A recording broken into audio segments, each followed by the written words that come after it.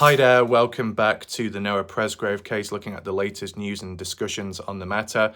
Today we got quite an interesting finding, and it's around the theme of a different Millan speaking on behalf of Noah Presgrove, but the way they worded it kind of hints at a very dark, sinister side to Noah Presgrove. And whilst a lot of positives have been said about Noah, from family, from friends, partygoers, this specific individual is kind of hinting in a different dark light.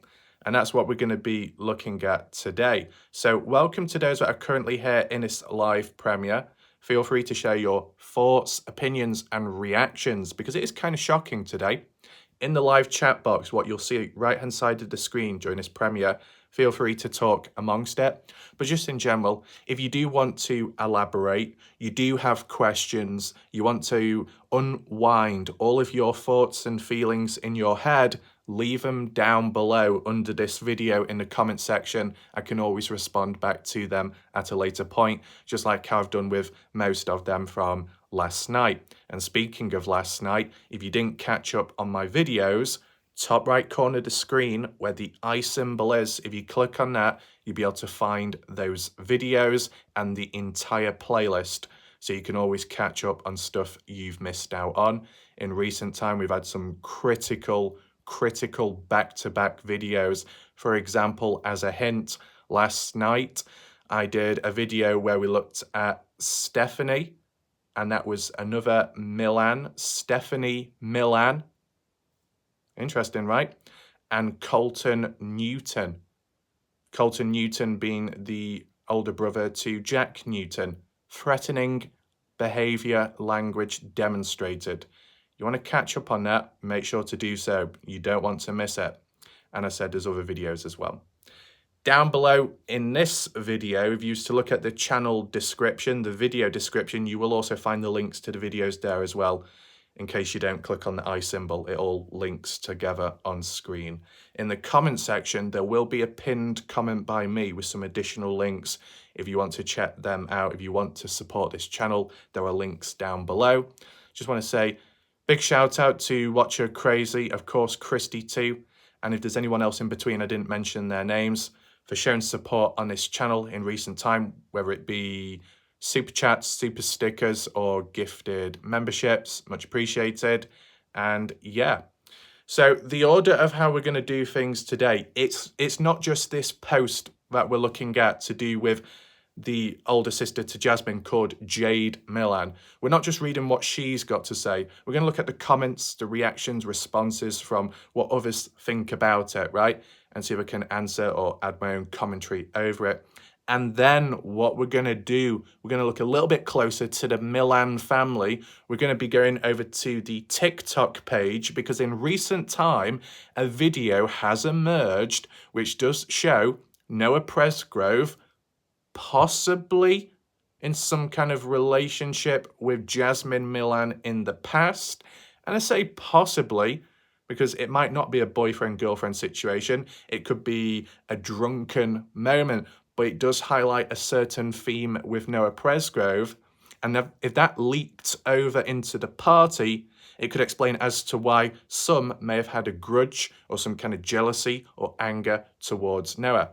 And what I do want to mention as a very important disclaimer, what we're looking at today is of public information. And when we go to the TikTok pages of Renee Millan, the mother to Jasmine Millan, and the likes of Jade Millan, don't know about Stephanie, possibly. You'd think so, they're all connected. So yeah, the profiles over on TikTok are publicly viewable and accessible. I'm not going to go on all the videos just because of copyright music, but for the odd one where there's no music, I'll play it to you. You can see it for yourself. There's been a few bits of, people getting tangled and confused with the context of the footage. Some people previously thinking that Noah Presgrove, the footage shows him kissing Jasmine Millan's mother, Renee, but that's not the case here. You can clearly tell by the face, but I'll clear it up anyway later on in this video. Don't go anywhere, you don't want to miss that. It is quite interesting. We can go through some photos as well with the party to tie in with the theme of what Jade could be hinting or implying at, and even looking at a text conversation revealed to do with Jack Newton, the best friend to Noah, his perspective of Noah. Now, I think it was more done in a joking way, but some people on Facebook took it the wrong way yet again. I'm here to clear it up, to make sense of it, and to link it all together if that's possible. And that's what I'm going to do. So without further ado, let's get straight into this video and see what Jade Millan had to say about Noah. On screen, you can see the post 19 hours ago. Shout out to Cheap for reposting it. Good individual. We'll just read the title and caption first. JM Jade Millan, the eldest daughter, I think, of Renee Millan, made this post on the Facebook group, in quotes, "Until you knew how Noah was when he was partying and drunk, you don't know anything about that side of him." What does this mean exactly? She was not at the party, but came onto Facebook to defend her sister, Jasmine Millan. So I wonder if this dates back to the time of when Jasmine Millan was being questioned because of that Snapchat post, I wonder. And now this person stepped on in to defend. Now, in terms of one stepping in to defend the other, that's normal, that's understandable. Sisters, big sisters looking out for their others. Yeah, I get that. But the way it's been worded here without much context or explanation, it's just a bit unnecessary. It makes Jade look a bit suspicious, or at least it's throwing shade at Noah Presgrove when you think about it. Just down below, Noah's Army Facebook group, the eldest daughter of RM, Renee Millan, Jade Millan, has the same initials as her sister Jasmine. That's why there was a bit of confusion in the past. It makes a bit more sense now. So we can analyse it further, but first of all, let's see the screenshot itself, the post. This is on Noah Presgrove's Army. So it's not the official page on Facebook, but it's the second biggest one and, you know, real one, besides that fake imitation in the background that was set up by dodgy people. But this Noah Presgrove's Army has been useful when it comes to conversations and discussions. There are a couple of dodgy people, members in the group, as we've seen, who have attacked me, but it is what it is. But supposedly, and you can actually make it out, although it's blanked out, I can see the J, Jade Millan. Jade Millan says, "Since there are so many damn investigators out in these different groups, y'all hear the rumors and then spread them even more like a wildfire. Justin Roy has no idea what the beep he's talking about, but he sure has a lot to say. Give this investigation more time and the truth will come to light. Until you knew how Noah was when he was partying and drunk, you don't know anything about that side of him." Everyone talking and continuing to post these rumours and accusations isn't helping anyone. Well, you know what isn't helping anyone? You dropping like little hints and breadcrumbs, not actually fully explaining what you mean, so then it leads to more suspicion, more questioning. Then it brings you into the picture now on top of Jasmine Millan, and then it will just expand more and more and intensify. And if that's what you don't want, then why have you done it then? Clear language, wording, communication, be specific. It's not that difficult, right? But I think humans have a bit of a hard time. Now, when looking at here, it says April 29th. Some time ago now, but because it doesn't give a year, I'm thinking this is April 29th, 2024. Because, as I said before, when it comes to of a relevant year, such as right now, it doesn't always give the year. But let's say we're in 2025 now, kind of like Andrew Culver. Fast forwarding into the future, mate. Don't worry, I'll recalibrate my Australian voice for those that aren't too satisfied with it. But let's say we're in 2025 right now, and you used to look back at a 2024 post, it would actually give the year because it's that old. You get what I'm saying? So this, kind of recent, that's how I would refer it. Of course, over this year, last few months, Noah Presgrove's Army, the page heated up in terms of more discussions, findings, looking back at stuff, autopsy report, bits and bobs along the way, right? and Jade Millan has got herself involved, yet she wasn't even at the party, supposedly. That's very interesting. Now, how old is Jade? Not quite sure. But we just focus on one thing at a time, right? So I'll just go through it bit by bit and I'll point out anything that stands out to me. Of course, any comments, any messages, text messages that stand out to you and you're surprised or you see something that I don't, you can always let me know in the comment section down below and I might pick up on it from there on, okay? So, Jade isn't too happy with all the investigators. Now, this is already a cringe term word. Not everybody is an investigator. Not everybody, y'all, is not a sleuth. What is it with that wording? Because that's what some people say out there. Others say armchair detectives. I don't even have armchairs on my chair. Well, some of them I don't.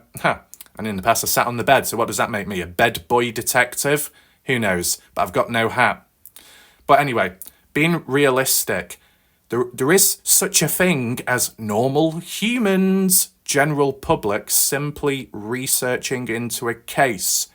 And then you get others that will cover it, but actually make it in video format or some kind of interview discussion, right? Publicly, so other people can see it. Does that make them an investigator?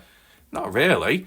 There's a difference between solving a case and just making sense, learning, listening in, right? One's more hands-on than the other. Not everyone has to be an investigator. You can get normal general public looking into things without breaking any boundaries. And it's interesting how Jade says out in these different groups. I mean, how many groups are there?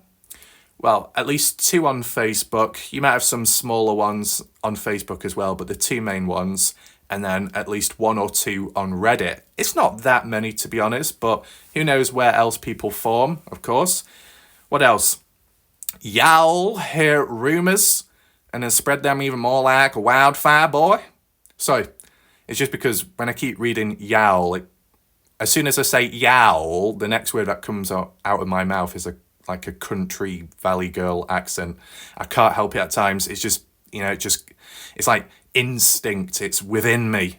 Well, not female, but oh God, digging myself into a hole right now. Let's move on quick.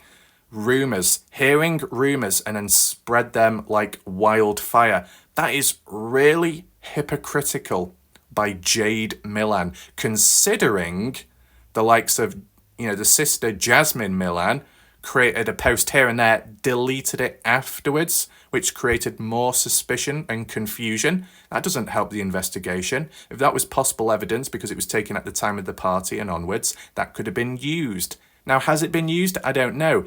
Was it retrieved? Well, it looked like people archived it, which was a good thing, but there was an intent to delete it, removing evidence from the event, which is not a good look. Considering other people in the general public may have been punished for doing something like that, why can't the party goers, the ones on the inside within the case, be punished as well, or at least critiqued at least? Now, how does that link here with what Jade is getting at? Well, I was just giving you like a sub-factor, like a sub-comparison, but a direct one would be the likes of the stories, what we've heard, Jack, Caleb Newton, Sarah Long, Becky, Stevie Howard, who was where was what, who was at the party, who was at the house on the morning. Oh yeah, Becky saying, yeah, Sarah, Carlson, Stevie, people like us, we were down there. And then Stevie saying, I'm out of town. You can't be in 2 places at once. No, unless you've got a body double. But I don't think that's going to be the case. I don't think anyone could match your attitude or threatening behaviour, to be honest. But that's another story there. You get what I'm saying? Stories changing, people not keeping consistent with one another despite being close to one another, such as family, friends, in proximity to one another at the party. It's a bit mismatched all over the place. Jack Newton telling different stories, yet passing on a lie detector test, though granted that test could have been on a specific thing and not to do with the stories that Jack told elsewhere. But it's just a mess, okay? Yeah, there might be confusion in the case. There might be some people here and there making mistakes within the communities of information and wording. And then there might be a couple of others who are doing it with intent to cause harm and trouble, and it can be a bit of a problem. But for the most part of it, it all resorts back to the origins. The people within the case, they've done it themselves. They did it first. Why is Jade calling out y'all, as in us, when y'all, not quite all, but a fair few within the case, within the party, have been creating misinformation and alternative stories, which could be considered rumours in a way, and could be treated like that because the outside don't know what to think of the inside when it's all over the place. Possible rumour, possibly it did happen, but then that happened. Both couldn't have happened at the same time. Both couldn't link. One's right, the other one's wrong, or maybe both are wrong, and then there's a hidden truth. You know, you can develop trust issues as well within cases. I've seen it extensively in Dylan Rounds. So, just having a drink of water there, that's why there was a pause. So yeah, spreading like wildfire, maybe. But who else spreads like wildfire? Someone with a fiery attitude and temperament. Not saying Jade, I don't know who Jade is much, but you know, other people what we've seen previously. Stevie Howard getting all over the place, maybe Sarah Long popping in and out of different communities, stating this, stating that. That's kind of like wildfire, getting all over the place to spread the word of the story, the narrative. But how true is it? Because it can be counted by certain points like Caden Pressey, an actual party goer, an actual witness. You know, at the end of the day, you think the people that talk the most, or the people you should listen to more, just in a general setting, are those that know that key individual, that victim, and as an additional factor, within the presence of that individual at the time, and to have last seen the victim as well before whatever happened to them. Now, when it comes to Jade Millan, maybe Jade had interactions with Noah in the past and previous parties, fair enough. So she knows what he can be like and what he has done in the past, good or bad. But as for this particular party, Jade supposedly didn't attend. Correct me if I'm wrong. It's what's said on Reddit. I know people might criticise that, but I'm just relaying it to you. As for the party footage, I don't remember seeing a Jade Millan there, though granted, I don't know what her face looks like. If it's similar to Jasmine's, well, you know, one person could appear in one frame, the other person could appear in the other frame, and you think it's the same person when it's not, but that tends to be with twins normally. But when it comes to sisters, brothers, they kind of similar characteristics, features where you could get mistaken by at times. Just highlighting the factors, understand everything. Anyway, referring back, a reference to Justin Roy. So Jade is saying Justin has no idea what he's talking about, but he sure has a lot to say.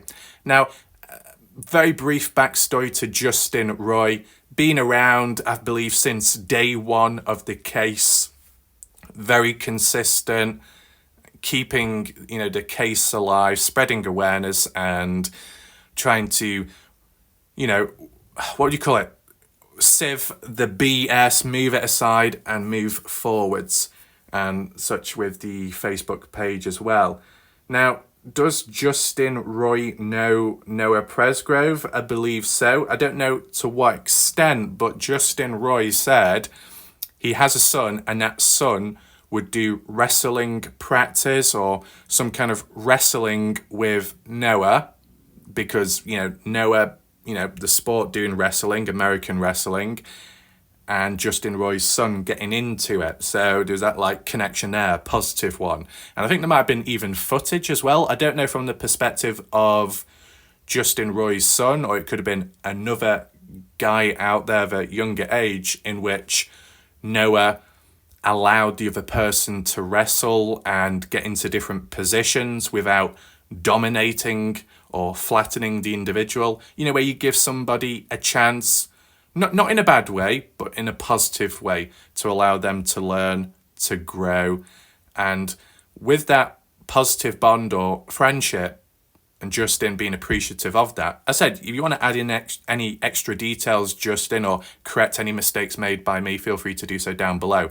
But that's kind of like the general idea of how I'm getting across things. So with that kind of like connection and knowing the person in real life and then hearing about what's happened to that person, obviously it's going to impact you, may impact the son of that person as well. So it's all about getting justice for Noah and kind of giving back in a way, in a positive light.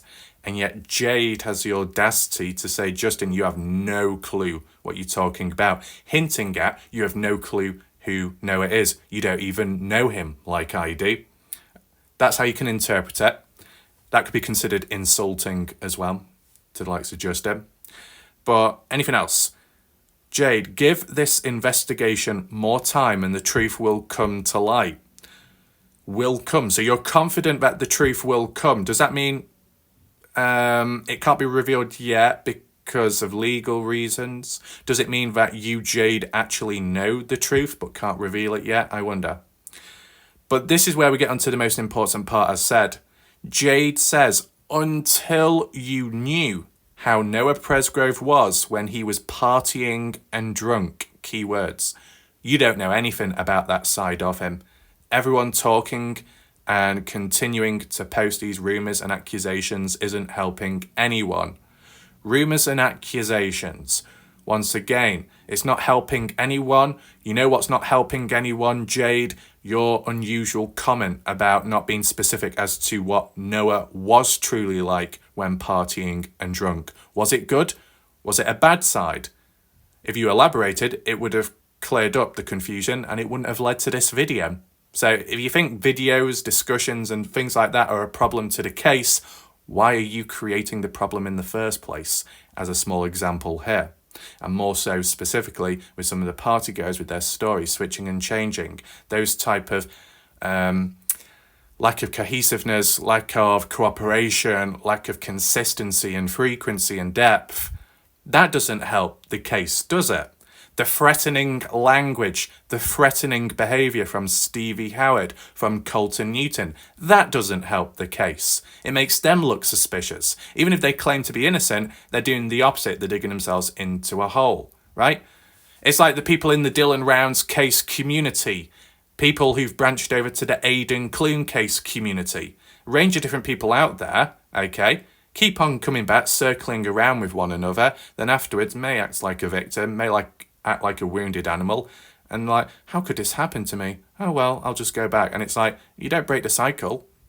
Why do you think it'll change? It's not going to change. You're still a part of the problem. Just like how people in this cycle are part of the problem, but they're shifting the blame elsewhere to the general public, when they themselves have the responsibility of conducting themselves in an appropriate nature within an official investigation case, and they can't do that, y'all. Okay? So, just wanted to highlight that. Now, if we was to look a bit deeper, and I gave you my thoughts to interpret this at least, and we can apply it to additional material, so don't go anywhere, to say that you don't know anything about that side of him. Normally, when people say that, you don't know that side. You don't know that dark side. That's the word that's missing, dark. Because normally when that sentence, that line is used, it's normally in reference to hinting at this person could be dangerous, evil, dark, nasty, right? Dominant, things like that. When you add in the factors of partying and drunk, you don't know that side to him when he's drunk. What's that supposed to mean? That when he's drunk, he's, energized, he's hyper, he's creative, he's caring, he's very funny? Or are you saying that when he's drunk, he can be very demanding, forceful, inappropriate, flirtatious, a bit too much to handle? Now, as said, hopefully people don't misinterpret this video and think that I'm attacking Noah Presgrove. I'm just simply trying to interpret what's mentioned here because the context, the depth and description is lacking. So this could go either one or two ways, positive or negative. Now, at least from the footage, the photos of what we've seen, how do we interpret it when Noah is drunk then? You could argue in a playful mood, such as when he allowed people to draw and write over his body, round the back. As you see in this photo, the screenshot from the party footage, the trousers were pulled down, hence why it's blurred, and they were writing and drawing over him with a Sharpie, some kind of marker, but supposedly it wasn't a permanent marker because he was able to wash it off afterwards, which, what would that have been, on the Saturday or Sunday? I'm not too sure.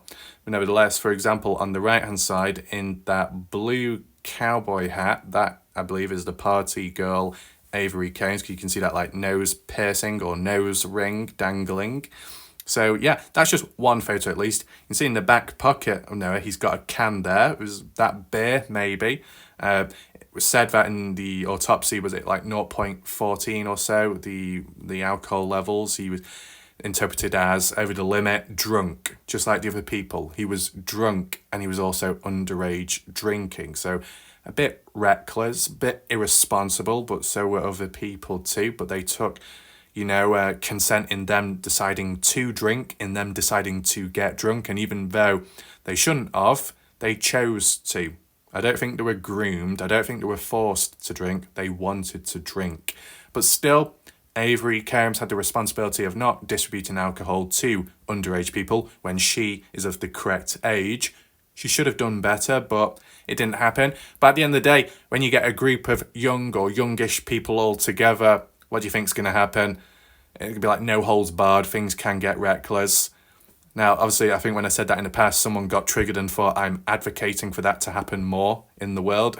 I don't know where people interpret this from. People's observational skills are very poor and lacking at times. I was just simply making an observation that, on the basis of the Noah Presgrove case and that party, the reason why it's being criticised and looked into is because it led to a very bad event. But there are many other parties and illegal stuff that goes on around the world similar, which may not result in the death of someone, but there's still that possibility that something could have gone wrong, but it goes underneath the radar, and that should be scrutinised as well if you're going to scrutinise this. That's the way I see it.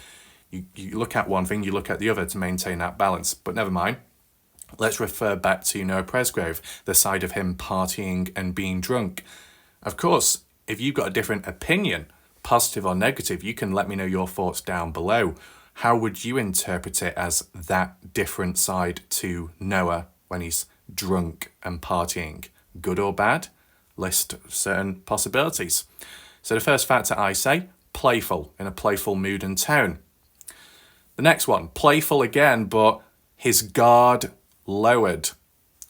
And that can time with playfulness. If someone was to slap him, like how this person did.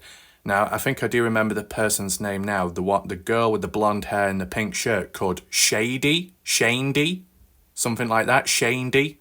You'll hear it mentioned in the party footage. I mean, I don't know if it's like a country name, like, come on down, Shandy, we got y'all to do things, party man. Something like that. But then again, I think my southern accent is a bit too strong for these type of people because they weren't talking quite like that, right? Granted. I can't do every single accent, take in mind, but, certain names, you got to pronounce them with a certain accent. So I think that applies here to an extent. As for Noah, you can say it normally. Colton, pretty much normal as well. But what I'm getting at here is, he's not really fazed by it, as you can see. Now, in this moment, this wasn't the slap. What Shandy did here was kind of like grab him by the side of the face and turn his head round, so making direct eye contact, and then she slapped him. Did Noah resist? No. Did Noah protest? No. Did Noah seem impacted by it or fazed? No. Is that because he's drunk, he's not quite there with it? Possibly. Is it because he knows it's playful and because he knows it's a girl and there's no like ill intent, there's no major concerns for worry, or he doesn't feel endangered, so he's just going to let it happen, maybe. And because they're at the party and possibly the tone and mood at that time, it was somewhat okay. That's a possibility. I said, playful mood, lower your guard. Yeah, you could be considered more vulnerable, but that tends to be because you trust the people that you're around. And there's a possibility that Noah did trust the people that he was around, because he even allowed people to write on his back. So could you say that Noah was trustworthy? Would you argue and say Noah was naive? I don't think he was naive. I think he knew, I was going to say the line knew what he was doing, but that could be interpreted the wrong way. I don't know how people work at times. But, you allow people to write on your back where you can't really see it or reach. They could write anything, right? Inappropriate or not, but possibly because of the trust factor, but also because of the playfulness and being drunk, not quite there with it, not protesting. He just let it be, just like being slapped. Now, when it came to the situation of Noah face to face with the likes of BS, Brylan Sweat, a little bit more confrontational that. There was some words said like stab me or do something, right? And we can look at that party footage at some other point, like really focusing on it. But I still got projects and lists to get through. But there was still like smiling and kind of laughing in a way, kind of like teasing one another. And Noah was like, come on, come on. Noah appeared very adamant to want to get slapped. That's what was interesting at the party. Would people interpret it as a form of being vulnerable? Sadomasochism, that might be probably a way too extreme step, but people jumped to that conclusion with me with the whips. People thought I was some kind of sadomasochist. Someone thought I had a dark dungeon where I whipped myself. Right? Some people get a bit ahead of themselves with observations. Now, what's my opinion on the matter? Well, you see a couple of times where Noah gets slapped by a female and by a male. It just so happens that when it came to the male, he was kind of asking for it. Now, obviously, if you used to use that term asking for it in general in life, and it was used towards the opposite gender, that really backfires, doesn't it? And can be taken out of context. But luckily, it won't be here because it just happens that I'm talking about a male. That's just a reality of life. But it was true. You see it in the footage. Noah was kind of goading Brylan on. Come on, do it, do it. It was, he was like tensing his body as well. He's like, I want it, right? He wants to be slapped. Why do you want to be slapped? Who wants to be slapped? Is it because Noah was drunk and he just didn't care and he was being reckless and he was like, so what? Who cares? Let it be. Maybe. Now, the positive that I guess Noah demonstrated was, I'm not going to fight back. I'm not going to slap back. And when you see Brylan slaps Noah and then runs off and then gallops back, and Noah's like, see, I told you I wasn't going to hit you. It showed that Noah was being truthful, honest, and not fighting back. But as a very small example, microcosm, was it foreshadowing what would happen later on, going into the early hours of Monday? Was that slap, that confrontation between Brylan Sweat and Noah Presgrove, not the direct action by Brylan, but more so the behaviour by Noah, that if Noah is drunk and there is a different side to him and he doesn't mind being slapped all over the place and he won't fight back when he's drunk, does that mean that if he was attacked, ambushed, whacked with golf clubs early hours of Monday, that Noah just took it and he didn't fight back? He couldn't defend himself. Now, I know there's a difference between play fighting at a party with friends and then being outright assaulted. But if the factor of consuming alcohol can make you vulnerable, weaker, and maybe a bit too relaxed, but you can't fight back, well, it's going to put you at a disadvantage, right? And you could say that's the underlying theme. My question to you is, if there was no alcohol served at the party, would it have led to the death of Noah Presgrove? Yes or no? I'll do that as a standalone poll on my community page. And for those that say Noah would have survived and he wouldn't have died if there was no alcohol at the party, my follow-up question to that would be, well, does that mean then that in the future, years to come, if there was another party with the same group of people and alcohol was served at that point, would there be the death of someone such as Noah, but in the future? Is it preventable? Is it only delaying the inevitable? That's what I want to know. Whilst it didn't happen, it's just interesting to get an idea, because then you can look back at the current situation and look at the factors which are the main problem. And if the main factors have been implemented by an individual in the case, then you look at them. So the implementation of alcohol, the damage it can have at a party and what it could lead to, it all links back to the person that distributed it out in the first place. And you work from there. So Avery Combs. That's just as an example, okay? That's all I'm putting across. But just something tells me that, Noah background in wrestling? Is it amateur wrestling, all American wrestling, something like that? Okay, so somewhat healthy, somewhat strong, in different ways, physically strong, I'm assuming, and stamina as well. But in that instant, what you see there in the footage, it's kind of the opposite. And why is it so significant?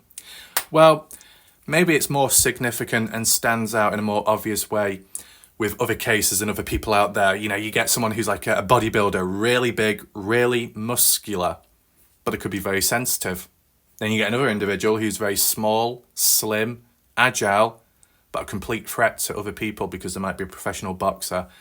Different backgrounds, doesn't always quite link to their appearances. Looks can be deceiving. I mean, if you looked at Noah here, just as an example, looks quite thin, quite skinny, lean, but if they've got the technical ability and experience and success, for example, in wrestling, or if that wasn't the case, the American football, obviously they know what they're doing, and although it might not quite show visually, inside is where it matters most, and they can perform.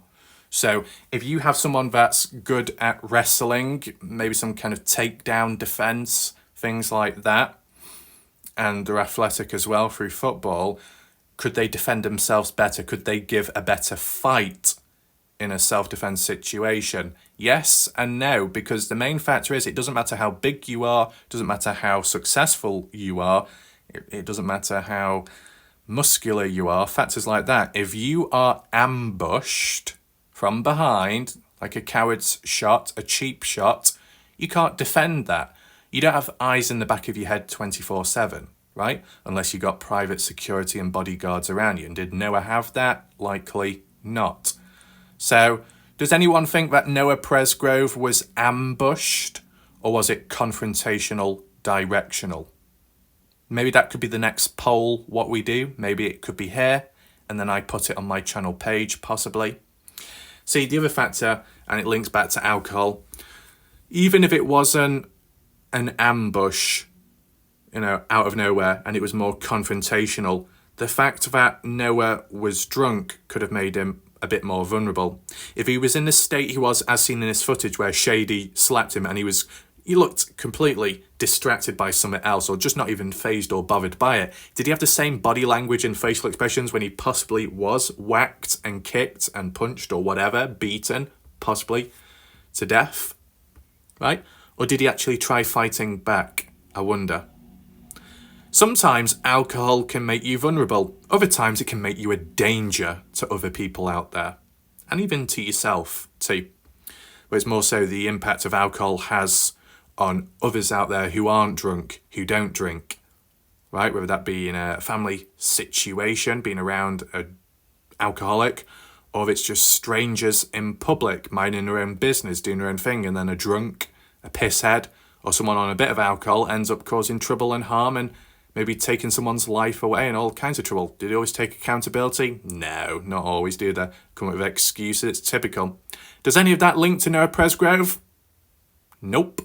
I don't have evidence to prove that, but I'm just talking in general, right? But if there was a different side to Noah Presgrove as what Jade hinted at, does that mean an aggressive side? I mean, you tie into the story, the situation of Noah when in the house after the ATV flipping over, supposedly, even though Renee Millan said there wasn't any arguments after that, but nevertheless, was Stephanie there? I don't think she was, not that I can remember from what we looked at in the text message.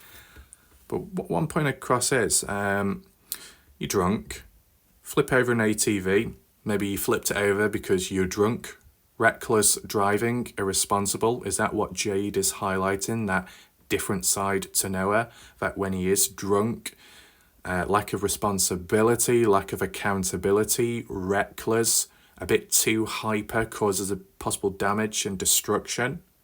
Maybe, and that's why it flipped over as an example at the party. But then wanting to sleep in one of the girls' bedrooms after the shower, or sleep with one of the party girls supposedly. And what, he didn't get what he wanted, or he was rejected, so he felt frustrated and a bit angry. That anger driven or created by intoxicated drinking alcohol in the first place. Because with certain people out there, when you have too much alcohol, you can get aggressive. I've seen it within humans myself, right? So does that apply to Noah? I don't know personally. If anyone wants to fill in the gaps, if you do know, feel free to do so. This isn't about criticising or having a go at Noah Presgrove, nor is this highlighting whatever Jade says is the main reason for why Noah deserved to die. Did Noah deserve to die? No. I mean, in a general scenario in life, there are exceptions, but I will have to outline that and explain it later in this video with my face showing so nobody misunderstands it, because if people are very defensive of Noah Presgrove, likely they'll misunderstand me and we'll have further problems at hand, which is not needed. So I've got this under control, don't worry. What we do need to do right now, though, is head back over to the Reddit page to look at the comments. What did people have to say in response to what Jade Millan said about Noah, dropping hints of a different side to him being drunk? We'll just scroll down, as you see here where the comments are. We'll just read it quickly. Your favourite. I don't give two sheets how he acted when Noah was drunk. He didn't deserve to die. They were all acting like idiots. Does that mean they deserve to be murdered as well? Her post is a testimony to their guilt, not his. I mean, it's a fair point that, you know, if you're going to go after Noah and critique him for his behaviour at the party, what about the other people that are being a bit possibly destructive, loud and, I don't know, troublesome, problematic? Maybe not, because they were all problematic then, if they were all drunk. There's different ways of looking at it, of course. When it comes to Noah supposedly flipping over the ATV, that could be somewhat significant in recklessness, drunk driving, but was anyone else doing things similar dangers when drunk? I wonder. But nevertheless, Cheap agrees. Now, with that comment, Nev, this seems like more of a deflection, an opportunity to shift the focus. The one thing we know for sure about everyone at the party and anyone connected to it, there is zero accountability on anyone's part. Does that tie in with because people drink alcohol? Underage people drinking, consenting to underage drinking but not taking accountability for it afterwards. Instead, some maybe shifting the blame elsewhere, or shifting the focus at least elsewhere, I wonder. Anyway, the notion that she is trying to insinuate Noah was responsible for what happened shows you her true colours. I think if Jade Millan expanded and elaborated on what she meant, if she didn't mean to say it in a bad way, and she didn't want it to be interpreted in a bad way, if she explained, it might have been a bit better. Anyway, that entire group of so-called friends and friends' parents are some twisted evil people, period. Point blank, I'm sickened by some of the things they've said on Facebook and other social media platforms. Justice for Noah. Mikey is really tacky and speaks volumes on her character. Victim blaming. Excellent. Yeah, that was also my perception after reading it. We've got Lemon says, JM, the one named after a colour stone plant, Jade. Jade Millan graduated high school in 2021, so she is probably 2 years older than Noah Presgrove, and it seems some of this family might have had babies not too long ago. How would they possibly know what Noah Presgrove was like when drinking unless they were drinking with him before he was a legal adult? That's a fair point, I guess, because if what Jade is referring to is in the past, previous parties when she was around at them with Noah, that would have meant a few years back, which would have meant at the time Noah being, for example, 19 at that actual house party. Before that would have been 18, 17, 16. How far are we going back? If Jade could have provided a bit more context, saying, when I've been around Noah, such as in 2023, at an earlier month, I saw a different side to him. You didn't because you weren't there. You know, just a little bit more context would go a long way, but they just don't do that, so it makes it harder. They make it hard on themselves in a way. Additional, this is not a good look for her. She tried to make it seem like Noah is deserving of something because he gets when he's drunk, like, oh, if you knew how he was when he's drunk, you would murder him too. Yeah, I can understand why you would interpret it that way, of course, yeah. This one. It did come across as harsh, but to be honest, most of the posts people make about this case are emotional and not very eloquent. So I read it again while I was thinking about who she is and why she would be motivated to speak. I've not seen her say anything else or be very vocal. True. In this case, it looks like she's just trying to speak up in defense of her sister, like how anyone would, in a normal situation at least, who she views just as an innocent person who posted the wrong thing at the wrong time online. That Snapchat post saying Noah's missing, and was thrusted into the spotlight. I think the other thing why she was thrusted into the spotlight as well, because she deleted the post afterwards, and that has its own problems. Anyway, it seems she is saying Noah does things when he is drunk, like asking to be written on, more importantly, like walking off or going missing, having a tantrum maybe, or getting frustrated. And let's not forget, supposedly being reckless drunk driving, which is a bit problematic, let's be fair. But, you know, others are drunk as well at the party. If we knew what the other people did at the party who were drunk, and it was just as dangerous, if not more reckless than Noah, then it kind of balances it all up. And then it means, well, you can't be just having a go at just Noah. What about the other people? And what does Jade think about the other partygoers when they're drunk? Do they have a different side to them? I wonder. What else? Do people agree? Cheap says, I read a few of her posts. She was vocal for some time on Noah Presgrove's Army page. She also provided contradicting statements about the time her mom, Renee, got to the house to clean up. She says her mom got there at 9 a.m, but her mom says she got there around 7 a.m. Even with a pregnancy brain, I still think you'd know if it was around 7 a.m. or if it was around 9. That's a 2-hour gap.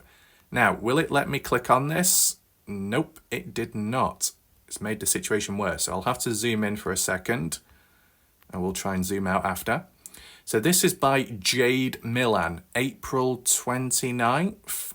Was this within the comment section maybe? Anyway, Jade says, I saw him. Wait, saw who? You saw Noah? I don't know what this is getting at. I saw him, very swollen, very sad. If my sister was guilty, I know damn well she'd speak up, even if it was an accident. She has nothing to hide at all. Obviously, Noah is the victim here, question mark. He's gone, question mark.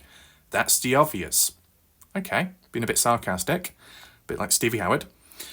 If it was my phone where I could tell you what time they called, I'd answer that for you. If you have any questions, ask my mother or sister, Jade Millan, yourself.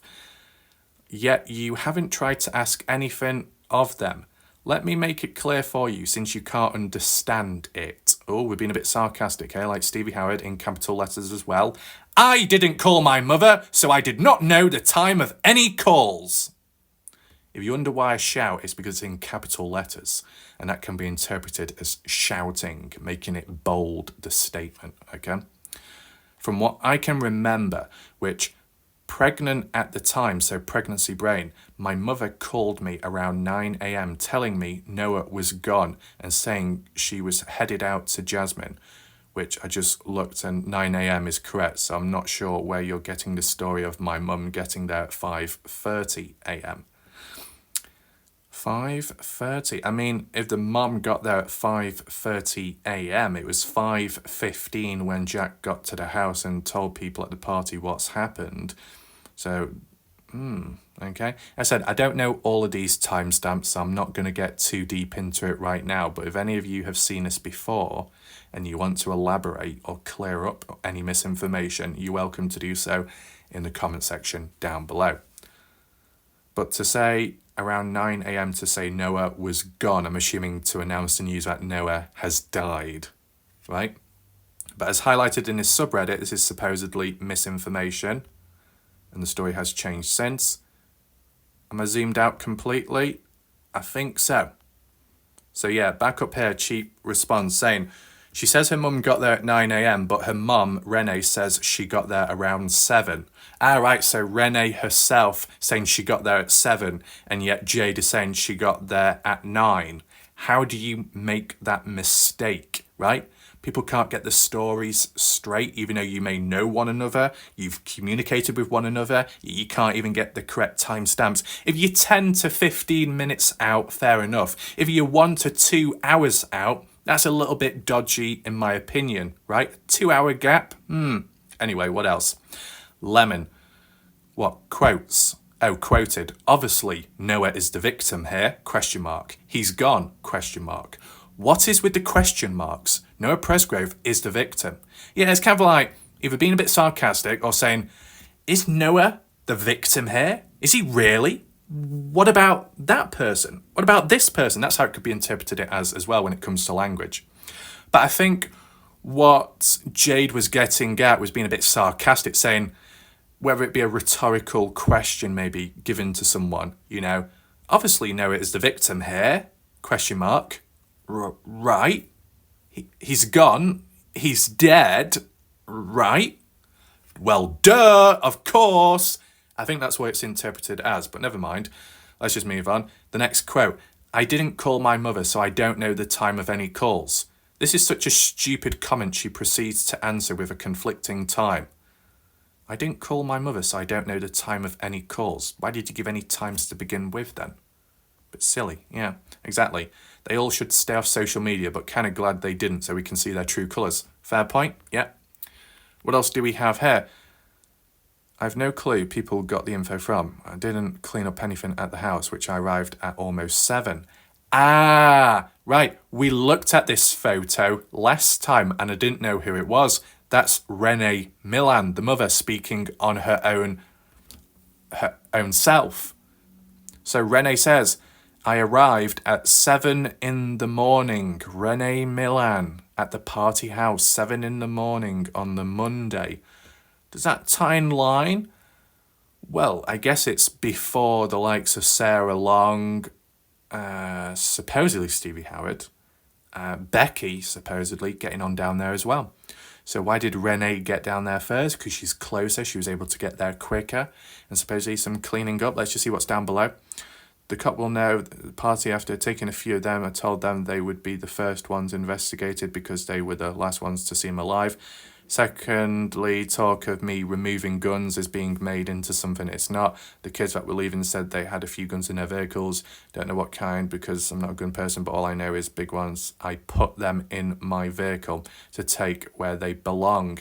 Even if they belong elsewhere, if they're at the scene of where Noah Presgrove was last seen at least, and it's a part of the investigation, absolutely nothing should be taken away or removed. You know, if people are there for questioning a person of interest, because that's what the party goers would be treated as, people of interest in proximity to Noah, and as well, the last to have seen Noah, that ticks the boxes. And when you're treated as a person of interest, you're probably going to be questioned by police. And on top of that, if you're going to be questioned, you probably should stay at the scene or stay at the location where you're designated, so then the police can get a hold of you easily. If you start moving about and leaving, and whilst the investigation has opened up, I don't know, covering your traces, hiding, laying low, it just looks a bit dodgy. Anyway, here's a mum's statement where she states she got, about 7 a.m. Interesting. Geordie. So does that mean he deserved to be murdered? Noah. Sounds like she's deflecting. So this is back on Jade again. Agrees. So even if he was the worst drunk person ever, why not call the cops they're so connected with? Yeah, but then again, if Jade wasn't there at the party, then they wouldn't be able to see. But, of course, if it's in reference to the past, when Jade may have seen a darker side to Noah when drunk, then why did no one act responsibly and call the police then, like this person says? Fair point. What else? To play devil's advocate, Jade may have just meant that Noah was known to get mad at people and walk off or disappear for a while after he's been drinking. She's just trying to point out, to defend her sister, that made the post about Noah going missing, assuming that it's all she was implying. Fair point. She phrased it horribly. I agree. She makes it sound like she's completely blaming Noah for his own death. If she doesn't make a follow-up post clarifying exactly what she meant by that statement, she's an idiot. Okay? Be kind. If he was unpleasant or reckless or moody when he was drunk, why did they want him back at the party so badly on Sunday night? Remember, he wasn't planning to go back. They persuaded him via a text and even picked him up. Well, the bit about being picked up is supposedly because Noah's vehicle was a bit dodgy. The oil was leaking and he would have to keep refilling it, and it's just not cost efficient, that. So maybe, just maybe, if Noah's vehicle was perfectly fine and running and there was no faults or damage, he probably would drive down himself. Now, if he drove down himself to the party, does that mean he wouldn't have died on Monday morning? No guarantee, anything's possible, right? And as well, on the basis that Noah being drunk and supposedly flipping over an ATV, possibly drunk, reckless driving, that could have translated into early hours of when he left the place. And if he did have his own vehicle driving that down the highway, he could have still crashed anyway and killed himself accidentally, and maybe other people if there was anyone driving down it. So there's no guarantees, right? There are possibilities. What else do we have here? Give it more time. Oh, where's that gone? Give it more time. Is she serious? It's 3 months until the 1-year anniversary of his death. See, this is the thing. It was posted April 29th, some months ago. But still, to say give it time, in general, if you go back to when it first happened and then to April, or let's just say at least right now when we're working it out, 8-9 months have passed. Take off a couple of months back when, the post was created by Jade. Oh, just give it a bit more time. How much more time do you need? Why is it gone on this long anyway? Weird. Power says, probably that something he did or said whilst in a drunk state may have led to his death, and that no one in the Facebook group knows the other side of the personality of Noah. Fair point. That's another take on it, I understand, but obviously not everyone seems to agree. But anyway, Cheap says, right, what kind of rational person would think that something as severe as death is justified for actions or words spoken whilst under the influence of alcohol? So because you say something or did something whilst drunk, now death is the consequence. Being really realistic, there are exceptions, and I'm going to do, a response very shortly, so make sure to listen in.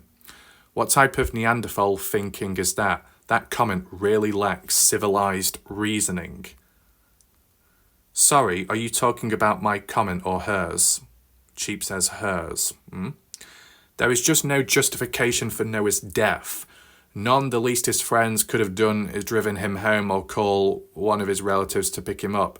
Heck, they were posting videos on social media where there's proof of this allegation, ? What I'm gathering from the eldest daughter, Jade's post, is that she knows more about what went down that night than what she's saying. I hope the FBI has had a chance to speak with her.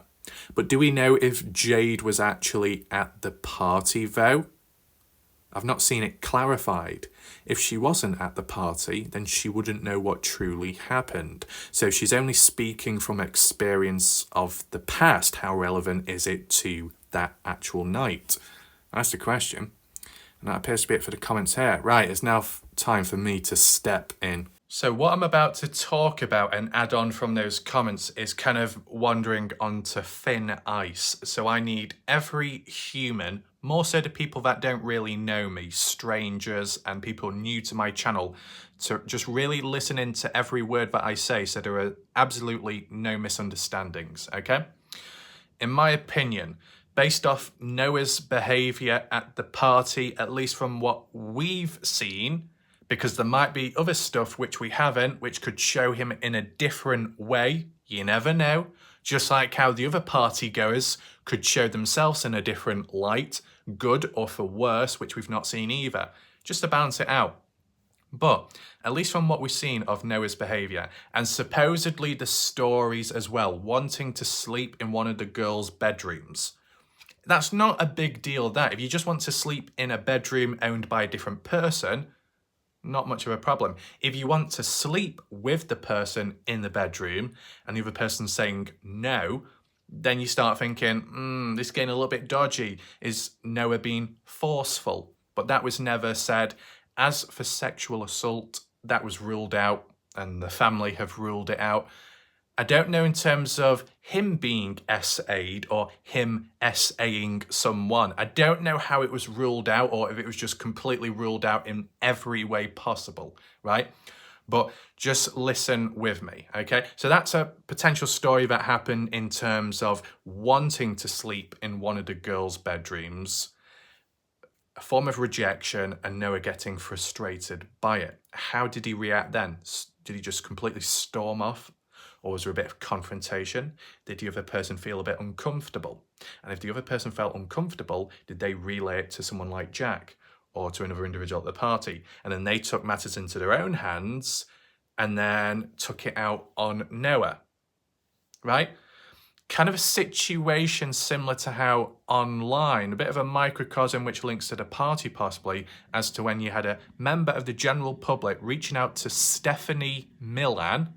I don't know how she's connected to the other Millans, a sister, something else. I can't remember all the family terms, okay? There's all kinds of families, guess who's within this case, right? But yeah, general public reached out to Stephanie Millan in regards to, the party and who was there, what about the ATV, what happened with Noah, when did you last seen him, things like that, right? And in terms of the response to those questions, Stephanie did answer them. Not that defensive, but did question it here and there. So that needs to be acknowledged as well.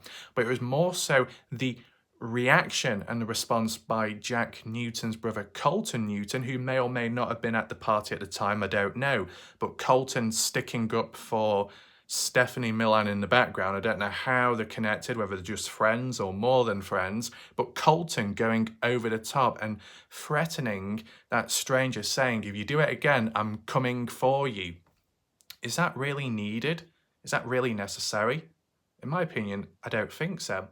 So in a situation similar to at the party, if Noah came across one of the girls, approached them, still flirting or maybe just wanting to sleep in the bedroom, maybe kind of persistent as well, didn't do anything intentionally harmful, none of that. But let's just say that one of the girls felt a bit uncomfortable and they decided to pass that message on to one of the other partygoers who was a male, and then the male took that as a misunderstanding and went overkill, literally. A situation like that, at the end of the day, based on that little event, if it did happen, how one thing can link onto another, because we've seen the overreactions of partygoers and people connected with one another online. One thing said in the background, and then one of the other key people in the cases comes on in or makes themselves a part of the case, and then has a go at the general public, uses threatening language. I mean, that's a bit over the top, just like how it would be over the top if Noah was killed, all because of a group of guys that were told by a girl that she felt uncomfortable, and not in a really bad way, just taken out of context, maybe a bit of a misunderstanding. The girl could have been like, hey, I don't like the way he's behaving. Can you get him away from here? Can you drive him home? And then the other guys somehow misunderstand that and think, oh, what's he done? Has he done something? Right, let's go after him. Seems a bit far-fetched, doesn't it? But you can see how one thing can link with the other. A chain reaction of overreactions and misunderstandings.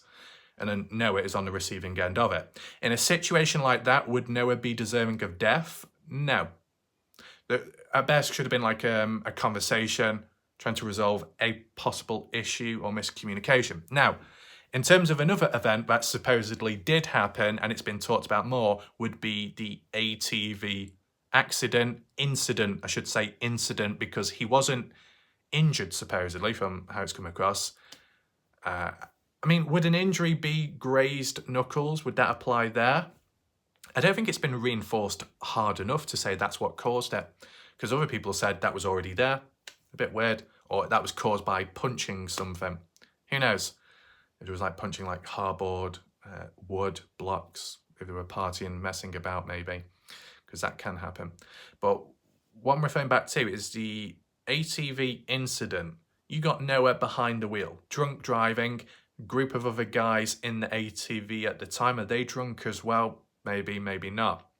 But, you know, when someone's behind the wheel and you're a passenger, you put some form of trust within that driver to drive responsibly. If they put your life at danger and they're not taking full responsibility and they're being reckless, you lack the control. You don't have the control because you're just a passenger. You're putting your life in someone else's hand, and if they disrespect that and anything bad happens to you, life-changing injuries, fatal, or something not as severe, you're still going to be really frustrated and angry by it. You've put trust into someone, and look at what they've done to you in a way through their own recklessness. Of course you're going to be pissed. Does that warrant killing Noah then in revenge?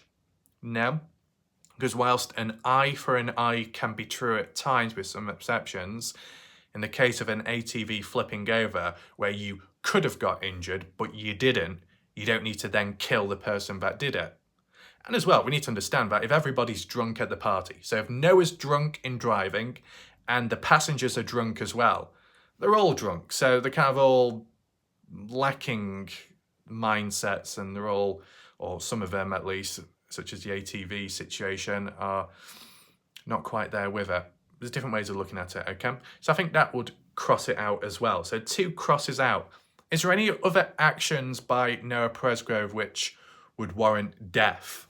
Well, I'll explain right now, but I'm going to talk in general, because if I linked it directly to Noah, people would think that I'm saying Noah did it. So what I'm about to say is a general situation which has happened in life, and how it's treated with from country to country. From a third world country with like mob justice type behavior, and then the other one being a more developed country and how they may handle stuff. So if you got a person, and let's just say they just so happen to be drunk, and what they do next is grab a glass bottle, smash it over a child's head and lodge it into the throat area and twist it, and it could be fatal as well, likely. You can't blame the parents fighting back and possibly killing that drunkard individual, regardless of the age, in like a fit of rage, a fit of self-defense. You do such a brutal, very bad crime, stepping over the line, even in which other criminals out there would never stoop to that level. You take it out on a younger individual who's defenseless, you'd expect the parents to fight back. And even though the parents probably would get in trouble, you can understand in that moment why they would do what they would do, an eye for an eye. If you had a person, drunk or not, and they decided to touch, and how else should I put it, put themselves into somebody else, does it vary on age? Yeah. So if a person was inappropriate to a baby, because it has happened in this world, you can understand why the parents or people in the community would get revenge, vigilantes. In the moment, could they get in trouble? Yeah, probably, depending what they do to that one that's caused the problem. But can you understand that if you do something so bad, there can be an eye for an eye rule? And maybe it happens more so, and people get away with it more so in the undeveloped third world countries, where you might have a community, a village. There's footage online of where a thief steals an apple, a pear, steals some kind of food, objects. They get their fingers chopped off. A person that may have been inappropriate to one of their own family members, such as the father being inappropriate to the daughter, ends up getting strapped up, put tyres around the body, and then burnt, or tied down to the ground, and then a wooden block is smashed repeatedly over the arms, the legs, and the bones are snapped like that. Or a person that's tied up on a log on top of a fire, and then they're stabbed at repeatedly, and the skin's peeled off. you know, all kinds of things like that. And it has been documented online in terms of the mob justice crews within those communities, within their areas, fighting back an eye for an eye. Now, all that's pretty extreme, right? Those examples that I gave, do they link with Noah Presgrove? Not at all. But hopefully you understand that when it comes to certain actions in this world, if it's quite bad and it's quite serious, it causes trouble, it causes distress, it's taking something away from somebody else. Those on the receiving end, the victims or the victim, should be allowed to retaliate back. And granted, they will still get in trouble, of course, because of the laws and all that BS. It's kind of like on a lesser degree. Group of people break into your house. Maybe in the US you could shoot the people in self-defense, but in the UK, if someone broke into your house, with some exceptions, when people have fought back, and it could have led to a fatal outcome in which the intruder, the burglar, the gang member was killed. That homeowner that was simply defending themselves, they've been punished. They've been treated as the bad guy, and the actual bad one has been praised. That's the UK in a nutshell at times. It's pathetic, okay? I think there's another rule where if someone broke into your house and you chased them out and they left your property but you killed them or hurt them off your property, you get in trouble there within the UK, I think. I mean, at the end of the day, you should be allowed to defend yourself to a varying degree, and that if you was to retaliate back, it should be on the same levels as to what the first person did in the first place. So if a person was to slap you, you should have the right to slap them back. Now, I know it doesn't always work like that in public, in life, and across different genders, like how a female can slap, kick, spit, punch, pinch a male in public, and that's perfectly okay, acceptable. But the moment a male does it back, oh, everyone around gets triggered, including other males. How could you do that? You're supposed to stand there and take it. What a pathetic mentality that is. But that's how it is within this world and when it comes to the genders. Not everybody is like that. There will be some females out there that will think, you know what, you should be allowed to defend yourself regardless of what gender you are. Equal rights, equal fights. I think that's a saying. But, you know, we're kind of going a bit off subject, right? In the situation with the party when Noah got slapped by Shaden, when Noah got slapped by Brylan, that was like a really light-hearted situation. They were pissed, messed about, didn't really mean anything. It wasn't that deep in that moment. That's what I think, at least. And to be honest, Noah was on the receiving end of that type of stuff. So if you just use that example, that Noah was slapped left, right, and centre, he was written on the back, he was showered by other people, you could say that Noah was a victim to begin with, but not in that way before people get the wrong end of the stick. On the receiving end of being slapped, whilst it's play fighting and it's not too serious, you are on the receiving end of it. Are you deserving of it? Well, in the moment with Brylan Sweat, Noah was asking for it to be slapped. As for the situation with Shaden, I don't remember seeing Noah asking to be slapped there, but it still happened. Did it happen because it was a girl, she could get away with it? Maybe. But once again, it resorts back to a party situation, a group of friends, drunk, nothing too serious. It doesn't really matter. But if you had Noah with a stranger and that stranger slapped Noah, could be a different outcome, of course. But, you know, you just look at the footage, okay? Everyone's messing about and supposedly having a good time, up to a certain point at least. Was there anything from that party footage which highlighted what Jade was possibly implying, that, you know, here's footage of Noah, he's drunk. This is a different side to him, which you online won't see. Hence that's why he deserved to die. Not that that's what she said, but that's how it could be interpreted. Well, from that party footage, at least in my opinion, there was nothing within the party footage to warrant the death of Noah Presgrove, right? Even if it was an eye for an eye, for Noah to end up the way he did and the brutality behind it would have meant that Noah would have had to have done the same thing which he endured towards someone else before. And obviously that didn't happen. So there would be no need at all to kill Noah Presgrove in that way. Do you get what I'm saying? So as a bit of a contrast, if the likes of Noah Presgrove, based off the other examples earlier on, if Noah brutally killed someone, you could understand why people connected with that victim would do the same thing back to Noah, right? Even though it's the wrong thing and it's illegal and you get in trouble yourself, it's like an eye for an eye. But in the case with the party, it wasn't that deep. It wasn't that violent. It wasn't that brutal. But after it, it did. It did get dark. It did get messed up. So, in conclusion, I'd say that with Noah, Noah didn't deserve to die at all. Unless there's some kind of hidden secret footage which shows a really dark side behind him at the party, which I doubt. That's the only counterpoint you could make. But to add on with, obviously, Noah deserving to live, and that what was done to him was way over the top, even if it was just through a little disagreement, and even if it was through jealousy, even if it was through flirting behind someone else's back, killing someone out of that reason is a bit too far and probably petty as well. Is there any way to defend Jade Millan?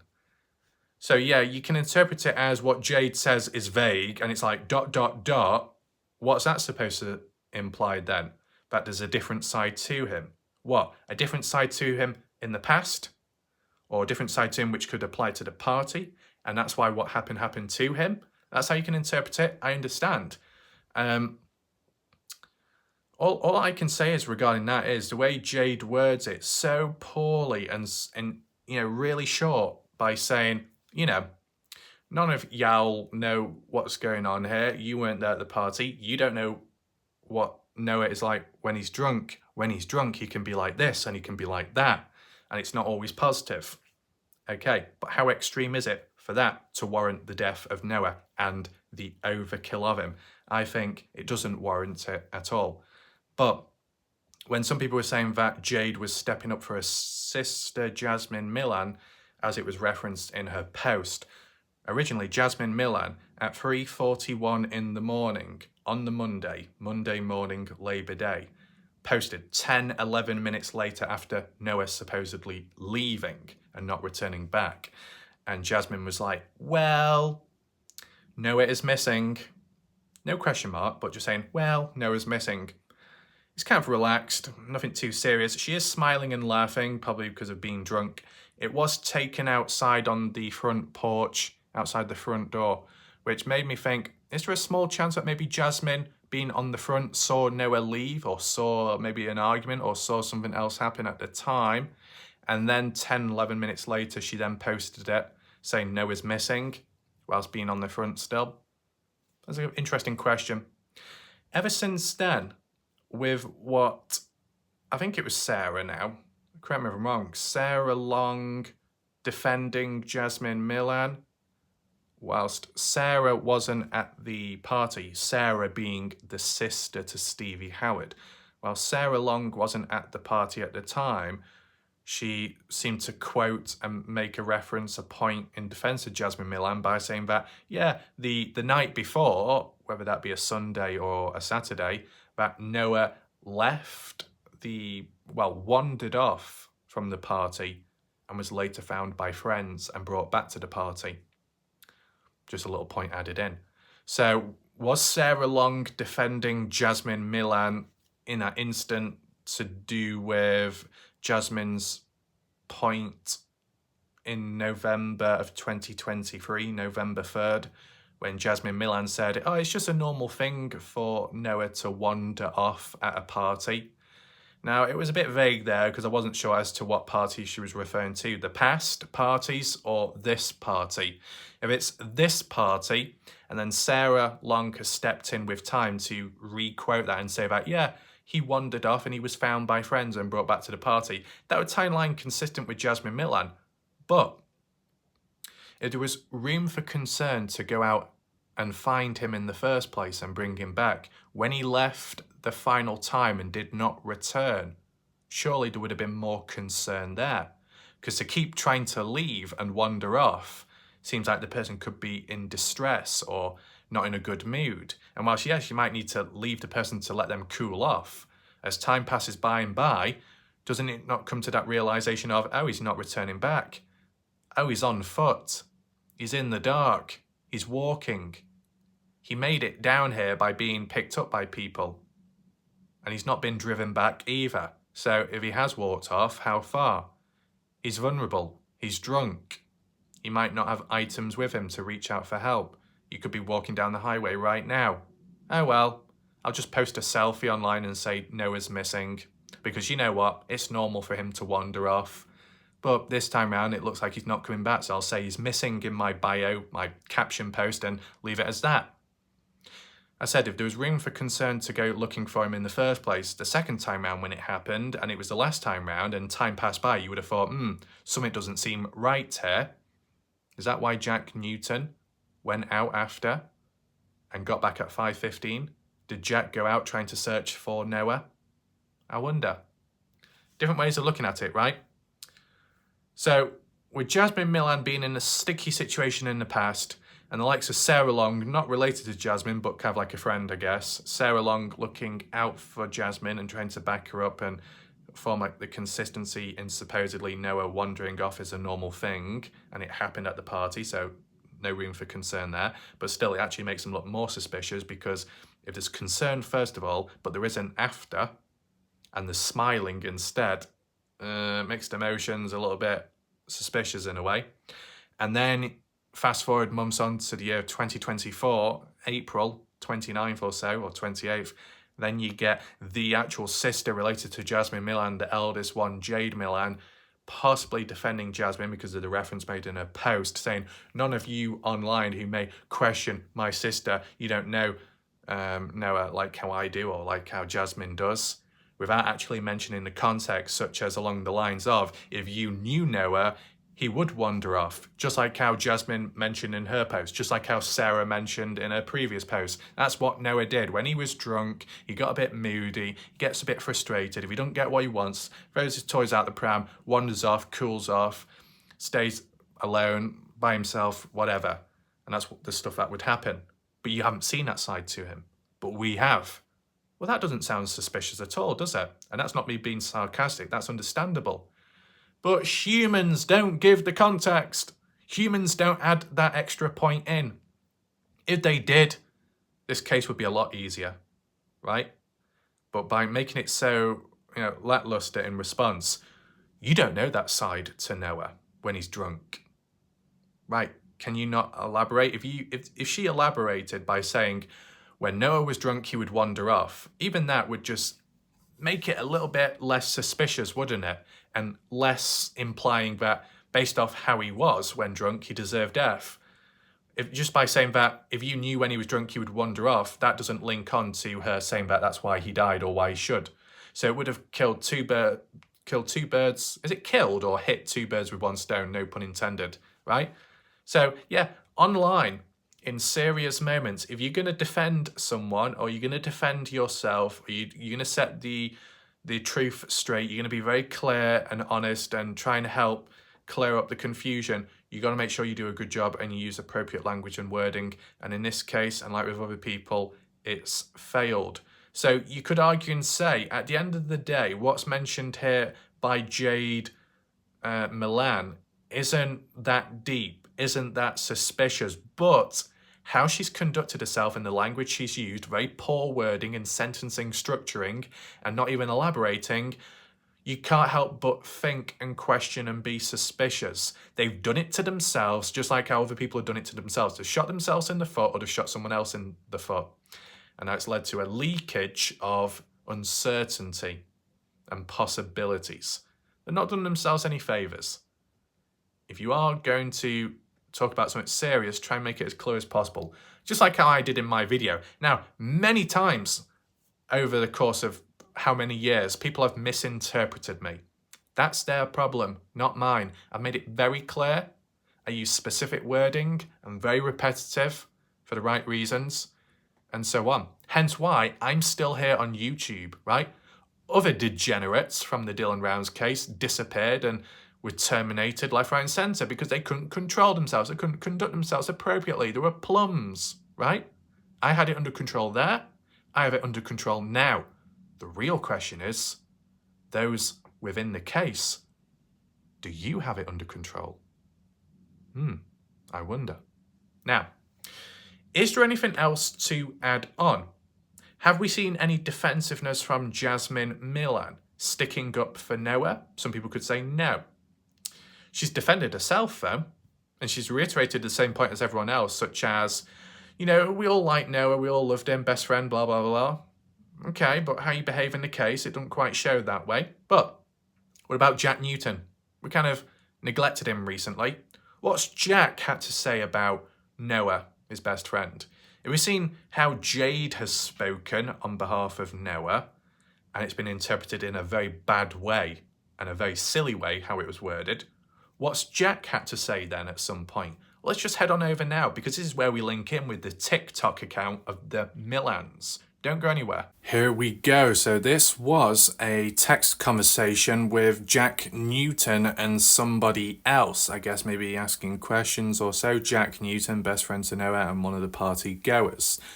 So Jack Newton is highlighted in grey and then the other person's highlighted in blue. So one question asked, what does that say? Anyways, something wanted to ask, do you know why Noah Presgrove was dating a 16-year-old? Yowl, a good-looking guys. I feel like he could have easily found someone his own age. Dating a 16-year-old girl. Is this at the time of the party? Was that 16-year-old at the party? I wonder. The person goes on to say, what did he look like in person on the road? Could you tell it was him? Did he have writings on him still or no? Okay, so sudden questions jumping about. Jack Newton responds saying, Noah wasn't really dating anyone. He was kind of a hoe. Ha ha ha. Other person responds back, ha ha ha. Then Jack says, but yes, he only had 2 to 3 visual injuries from what I can remember. When the trucker told me he wasn't okay, I kind of lost it. I'm so sorry. Oh my God, I can't even imagine. Now, there is a contradiction here, right? Where Jack Newton says, when the trucker told me the situation with Noah, it wasn't a good outcome. I kind of lost it. Well, that's normal. You would lose it upon hearing news. But if we're talking about the trucker, that was around 5:53. I believe. Yeah, 5:53 or no. It's because some timestamps seem to overlap with one another. Because take in mind, it was 5:15. Yeah. 5:15 when Jack came back to the party house to announce what's happened. So if the trucker got there after 5:15 and then reported it into the highway, police, the patrol, and then Jack was down there later and then was told the situation and lost it. Why would he lose it when he already lost it at 5:15 then? Why lose it again and be so surprised? See, there's contradictions there, of course. But anyway, the bit what we focus on here is that Jack calls Noah a hoe. Now, is there any truth in that? I mean, if the stories are true, that Noah went from girl to girl, like past the parcel, kiss this person, kiss that person, possibly sleep with them too, depending maybe, I don't know to that extent. And there is some footage as well, here and there, and the playfulness at the party. And that others online, those within the case have talked and said, yeah, Noah, he could get anyone he wanted. And then some people in the community saying that Noah wanted Stevie Howard, wanted her in a close way.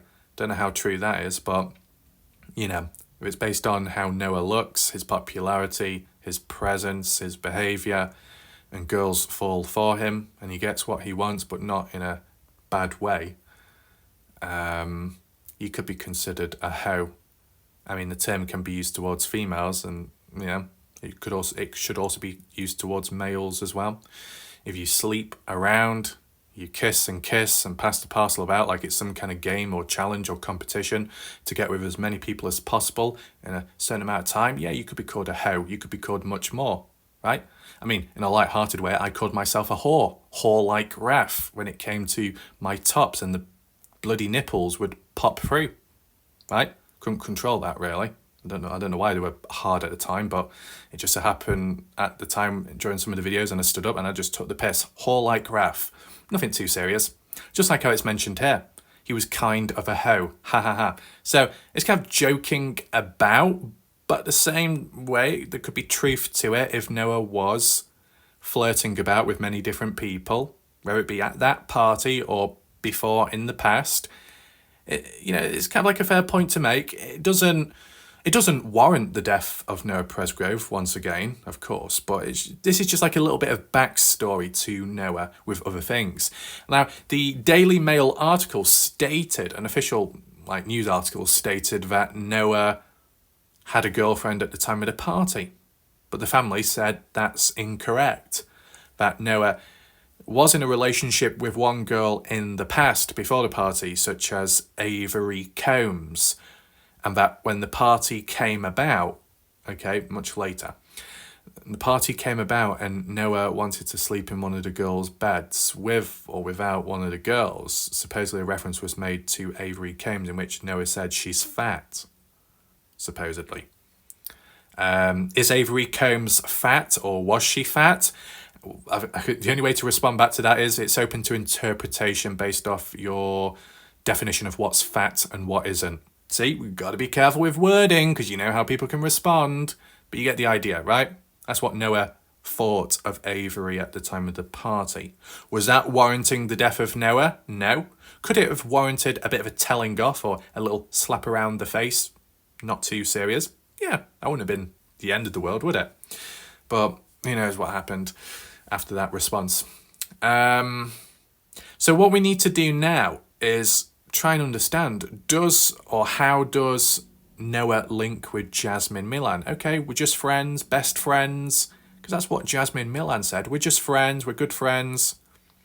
Do friends kiss passionately? Let's head on over to TikTok. It tells a different story. Here we are. So the TikTok page, which is publicly viewable, called Renee Millan. Renee Millan, you see her face here.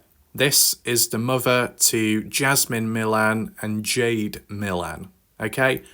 Renee Millan, this was the person that claimed to have showed up at the party house around 7 in the morning on Monday.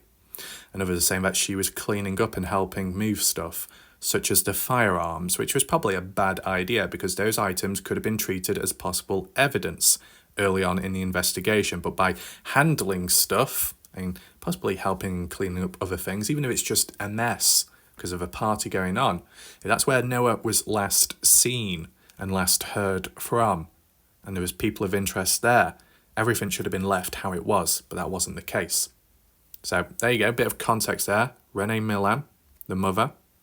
There are videos there. We don't need to watch them because they're not relevant, and I don't know if there's music on some of them. But one video that came up online, posted in communities, and I don't know why, but we'll just check it quickly because there was a reference made to it, was that one in the middle. I don't know if you can see it, but that's got 1.4 million views, and that's Renee Millan's video. 1.4 million views. Quick look. Walking backwards, and a sheep rams into her. I think it's a sheep, or it could be a ram, and knocks her back.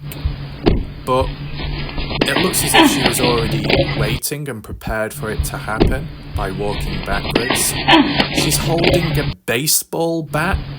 Now, we don't know the full context behind it, but using a baseball bat on an animal, would you argue and say that's animal cruelty? I'm just suggesting, I'm not stating that it is the case. But you know what?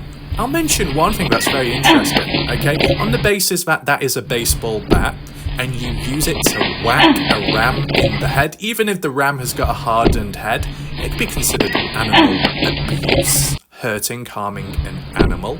Yeah, I know you get knocked back, but you could try and dodge it, right? I mean, look at the height. There's many videos online where a ram starts charging towards someone and they hop over it. There's many footage fails of farmers where they get knocked over by a cow possibly, or more so a sheep or a deer or a ram. They get knocked to the ground, they laugh, they get back up. Why did Renee decide to instantly engage in self-defense mode? Is it because they're a defensive person? I wonder. But the point I'm getting across here, the irony within it all. A person can whack an animal in the head with a baseball bat, and that's perfectly okay. Get 1.4 million views. Yet Walleye Raph can't cover a simple video covering the Noah Presgrove case, keeping it alive to spread awareness. Instead, I get taken down for privacy or guideline violations for misinformation. What? Are you kidding me? How silly can TikTok be? Or is it because TikTok are protecting females that they get a free pass card? They can do whatever they like and get away with it. Now, of course, people do get punished along the way, but that's just like a rough general point I'm making, right? Don't you think it's ironic how a person can whack an animal in the head and get away with it? Or not get away with it, but just for the video to remain up, for TikTok to include it in the FYP page, and yet my video gets taken away from that just because I'm covering the true crime case of Noah Presgrove, and yet the mother tied in with the Millan family within the Noah Presgrove case can do this. Wow, very interesting, right? I want to know your thoughts on that. But nevertheless, we need to move on to the main thing. You see it, top left corner of the screen. Now, I don't know if there was any sound throughout that video or the next one. Just as a disclaimer, there is kissing, so if you find it a little bit awkward, you can turn away. If there is any sound, you can mute it, but don't worry, there is no kissing sound. You know, like as you'd think, there's none of that. There's none of that, so you don't need to worry. This is supposedly some kind of video edit, maybe cap cut, in which it's been recorded by someone, don't know who, then it's been edited by a person, by whoever, the one that recorded it or someone else, and then I guess it was reposted on Renee Millan, the mother to Jasmine Millan. The context of what we're about to watch is some kind of short video of Noah Presgrove kissing Jasmine Millan. At the party? I don't think so. Before that? Who knows? I think it was posted in June 2024. We'll have to have a look. Yeah, oh no, 14. Does that mean 2014? I don't know. Oh, I think it doesn't give the year. I think that might be the month and the day, possibly. No, it can't be. That's a bit weird, that. I'll be honest with you. But you can see the footage, right? Now, what some people were saying was, in that footage, that female was actually Renee Millan, the mother, which Noah was kissing. That's incorrect, okay? That is incorrect. The moment I saw this, and don't worry, I didn't watch it for that long, I just watched it once. But when I was looking at the comments and then I compared it to the person's face on screen, I could definitely tell that was Jasmine Millan. Now, at different points, varying times, Jasmine Millan may have a fuller face compared to a certain time, right? Bit of a fuller face in that footage. Who was recording it, though? Because it looks like Noah does have both of his hands on the girl's shoulders. Yes. Yes, I just saw that then. I know this might sound like weird commentary and an analysis, analysing two people kissing, but it's just trying to make sense of the situation, right? The question's been, when did this kiss happen? Was there anything to it? Were they drunk? If Jasmine Millan simply claims to be friends with Noah, how come they're kissing here? Is that what friends do? Is that what some friends do? Is that what most friends do nowadays? I don't know, okay? But you know, Noah has both his hands on Jasmine Millan round the shoulder and near to the neck. So that means that someone else was recording it up close. You can tell the camera was shaky. So someone was actually holding the camera really up close. Who would be recording that kiss? And was this anything to do with the party? Or was it a long time before that? When it comes to the dates, they're so awkward to look at least, because TikTok has a really weird way of showing the dates, and sometimes they don't even give the actual date. Why can't they just do it like UK dates? It'd be a lot easier, in my opinion. But look down below, Renee Millan, your sister found this gem she had made a few months back. Oh, your sister. So, Renee Millan must be referring to Jasmine Millan. Hey Jasmine, your sister, Jade, the person what we saw earlier on, Jade Millan found this gem that she made a few months back. Well, if she edited it a few months back, did Jade also record it? I mean, is this getting into some kind of weird category where two sisters are with one guy? One Noah, two sisters? Or one Noah, two Millans? What? What's going on here? And, you know, even if it was just a friendly situation or so, why would one of your sisters be watching you two kiss and record it? It seems like some kind of like family outing activity. Oh, let's go for a picnic. Are you going to eat out of my lunchbox? Oh, yes, please, mister. I will record it on the side. Ugh. Anyway, what's in the comment section? Someone called B. Gosh dang it, man. I don't know who that is. Is that... I think some people said the profile picture of that person called B could well be the person called S, the one in the pink top that slapped Noah Presgrove. I'm not too sure, if I'll be honest with you, okay? We've got Jade Millan there, though. A person called Scooter, don't know who they are. I'm not going to click on all the profiles because it takes up too much time and we don't know who's who, but the one in the middle, we know that. Jasmine says, miss him so much, but this is too funny. So you're friends, but you also kissed. Anything to it? Any context, backstory? Does it reinforce anything? Does it just simply highlight that Noah got about a bit? Kissing this person, kissing that person, once in this, once in that? Is that why it ties in with what Jack said about Noah being a hoe? It's just like small scale stuff, right? But it's just archiving it and making sense as we go along. And as well, just the questions of that footage. When did it happen? And who was recording it? And why would someone else record it? Right? Then it starts making you think, what other dodgy activities happened? Did anything dodgy happen at the party? Did anyone record some, like 2 people, 3 people, 4 people, 5 people? Very intimate. I don't know. It's just weird stuff could happen, right? Jade Millan here. Okay? That's Jade Millan. Got a neck brace on. The context, don't know. When this happened, don't know. I believe... I mean, I don't want to click on any of the videos because granted, there could be music in the background and then there'll be copyright problems. So we don't want to go through all that, but yeah, we'll just leave it like that. I said, it is a public profile, but some people could get a bit touchy, right? I don't think there was anything mentioned to do with Noah further down, not from what I can remember, but that's just, you know, just like to point out as an observation. Can it get me off, please? And not that, I don't want to watch that video again. Get it off. There we go. I don't know what the background was in terms of through that screen, whether we're kissing. Obviously, it's been an edited video, right?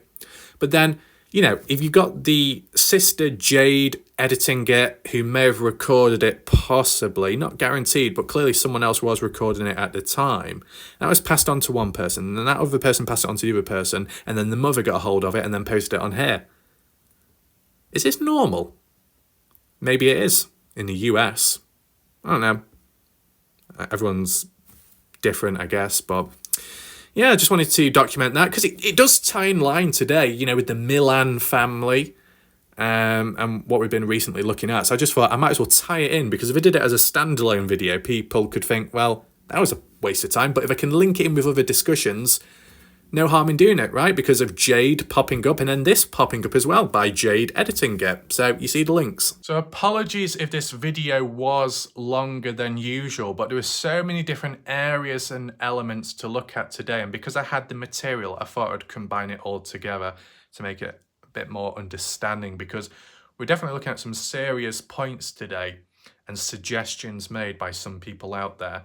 So I gave you my analysis, my opinions more so this time, which I'm sure some people will be glad to see.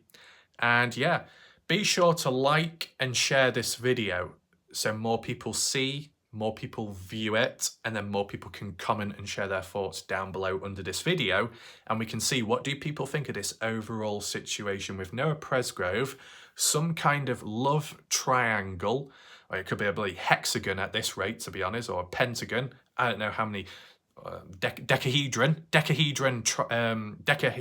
love situation, of all kinds of connections going on. And even if it's so meaningless and just senseless and messing about, you can understand how the way things are nowadays with humans, the desensitization of this doesn't mean much, that means nothing, that kiss means nothing, this means nothing. That's going off onto other subjects. But then to tie it back to relevancy at the party, if that similar behavior occurred at the party with different people and flirting about, and you had the odd guy there who had a girlfriend and Noah encroached on that girlfriend, and a guy there who didn't quite know Noah, could there have been a misunderstanding and a retaliation? Yes, an overkill, of course, but jealousy, frustration, confrontation, misunderstanding, alcohol, possible rage, recipe for disaster.